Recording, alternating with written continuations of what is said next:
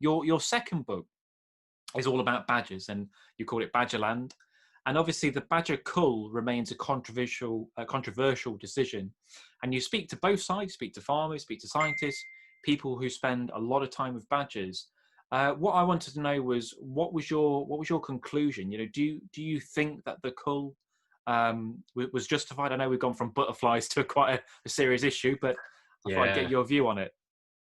Yeah, I mean, yeah, it won't surprise you to learn that I don't think the cull was justified, and I wrote a lot of Badgerlands in the run up to the cull, and then in the paperback edition, I write a chapter about the actual beginnings of the cull. But it was sparked, that book, by the fact that my grandma had campaigned for legal protection for badgers back in the 1960s, and was quite influential in the Badgers Act, which was the first piece of legislation to protect a land mammal in Britain. Seals had been protected at an earlier date. And so that came into force in 1973, and Grandma died 20 years ago. But I remember when the cull suddenly on the agenda in 2010, when it was part of the coalition agreement between the Lib Dems and the Conservatives. And so suddenly it was on the agenda in 2010. This new government was saying, let's cull badgers. And I sort of wondered what my grandma would have made of it. And Yeah. I really tried. I don't like writing ranty books or polemical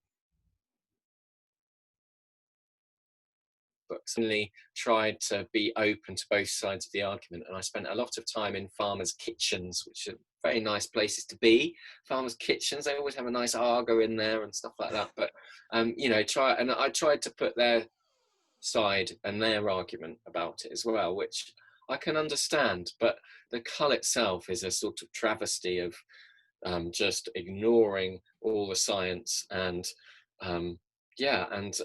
being really inhumane as well, and has been shown to be inhumane in terms of the free shooting of badgers. And it's astonishing it's survived as many legal challenges as it has. And of course, a lot of people have taken action against it in their own neighborhoods and in their countryside. And it's a very divisive and polarizing issue. But ultimately it's sort of political, it's symbolic politics, and it's the Conservative led government really sort of doing something symbolic to show farmers that we're on your side.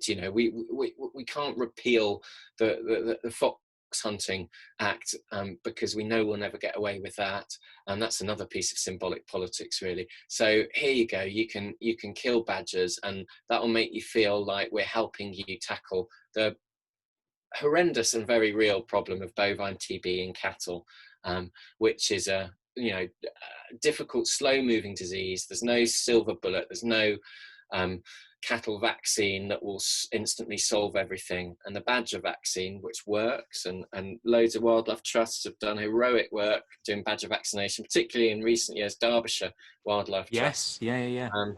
near your neck of the woods, has done brilliant programs, and that undoubtedly helps, and it reduces the infectiousness within badger populations, and there is transmission between badgers and cattle, and this has been proven by science. But the main transmitter of the disease in cattle are other cows that aren't detected by the pretty useless bovine TB testing regime that's based on 1950s technology.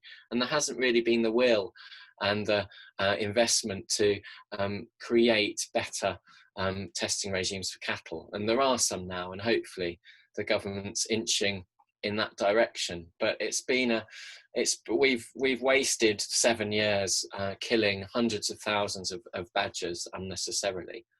The farming side of the argument, which I think nature lovers have to hear and listen to, and farmers will tell you, even in areas where they're not troubled by bovine TB, they will say, well, the badger population now is much larger than it was when badgers were given legal protection, and why can we not control badgers in the way that we control foxes or indeed even rats? And I think there's that's a different argument altogether, and no naturalist, nature lover like myself wants to see wildlife protection legislation roll back. But it is certainly true, and some deny this fact, that the badger population has risen, not exponentially, but it's more than doubled since the 1980s. And there's huge numbers of badgers where there never were badgers. And the badger is not an endangered animal. And we can argue on animal welfare grounds and so forth that we shouldn't be killing these badgers inhumanely by shooting them. A lot of badgers are hard to shoot. It's hard to shoot a badger cleanly. They take a long time to die. And so, but, you know, the farmers perhaps have a right to ask that question as to why the badger is so protected.